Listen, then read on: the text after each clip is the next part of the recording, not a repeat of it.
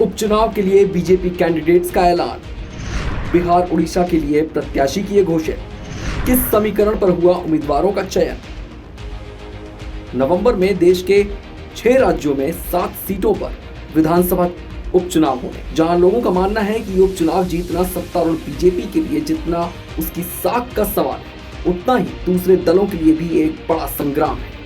क्योंकि राज्यों में लोगों के बीच पार्टियों की कितनी तूती बोल रही है, इसका पता इन्हीं चुनाव के नतीजों के आधार पर लगाया जाएगा और इसी के आधार पर तय होगी 2024 के लोकसभा चुनाव की राह। क्योंकि इन दोनों कांग्रेस भी अपनी खोई हुई राजनीतिक जमीन तलाशने में जी जान से जुटी हुई है, तो वहीं बीजेपी भी इस चुनावी समर में कोई कोर कसर नहीं छोड़ना चाहती है।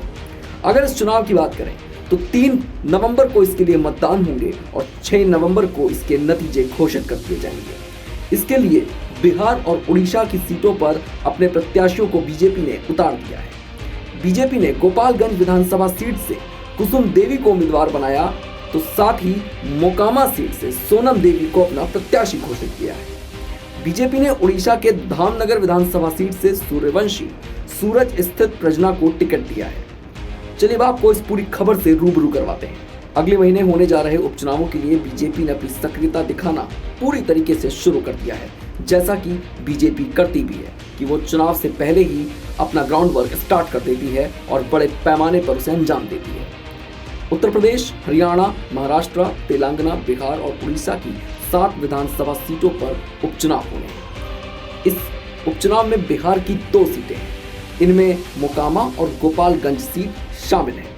इसके अलावा महाराष्ट्र के अंधेरी ईस्ट, हरियाणा के आदमपुर, तेलंगाना के मुनगोड़े, उड़ीसा के धामनगर और उत्तर प्रदेश के गोला गोरखनाथ सीट पर चुनाव होना है। इसके लिए नोटिफिकेशन जारी किया जा चुका है।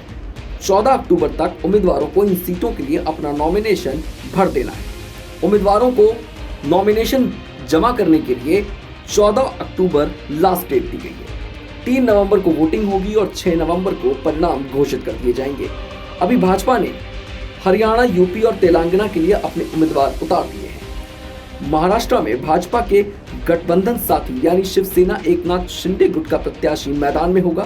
साथ ही हरियाणा के आदमपुर विधानसभा सीट से नेता कुलदीप बिश्नोई के बेटे भव्य बिश्नोई को बीजेपी ने अपना उम्मीदवार बनाया है।